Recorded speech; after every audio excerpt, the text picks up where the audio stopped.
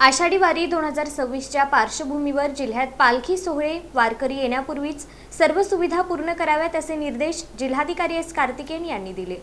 आषाढी शुद्ध एकादशी सोहळा शनिवार दिनांक 25 जुलै 2026 रोजी होणार आहे।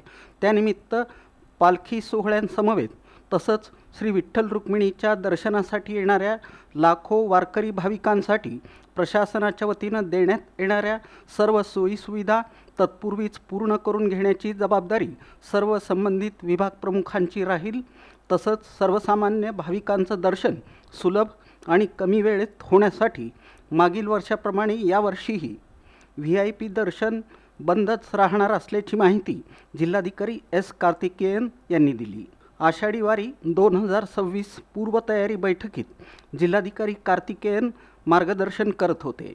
यावेळी पोलीस अधीक्षक अतुल कुलकर्णी, मुख्य कार्यकारी अधिकारी कुशल जैन, अप्पर जिल्हाधिकारी गणेश निराळी, अतिरिक्त मुख्य कार्यकारी अधिकारी संदीप कोहिनकर, निवासी उपजिल्हाधिकारी अभिजित पाटील, पोलीस उपविभागीय अधिकारी प्रशांत डगळे, जिल्हा नियोजन अधिकारी दिलीप पवार, सह आयुक्त नगरपालिका आशिष लोकरे, अन्नधान्य पुरवठा अधिकारी ओंकार पडोळे, वीज वितरणचे अधीक्षक अभियंता सुनील माने, प्रादेशिक परिवहन अधिकारी गजानन नेरपगार, उपमुख्य कार्यकारी अधिकारी ग्रामपंचायत सूर्यकांत भुजबळ, सार्वजनिक बांधकाम विभागाचे अधीक्षक अभियंता श्याम कुंभार, पंढरपूर नगर परिषद मुख्याधिकारी महेश रोकडे, गटविकास अधिकारी अमोल जाधव यांच्यासह पंढरपूर आणि माळशिरस तालुक्यातील सर्व संबंधित अधिकारी ऑनलाईनद्वारे उपस्थित होते।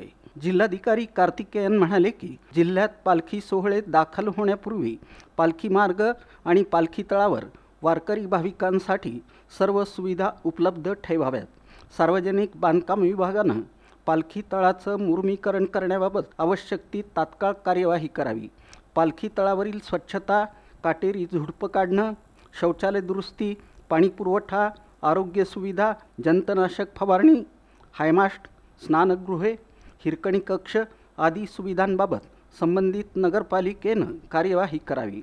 नातेपुते येथील वाढीव पालखी तळाबाबत संबंधित जागा मालकांशी चर्चा करावी आणि वाढीव पालखी तळाबाबत जागा उपलब्ध करून घ्यावी।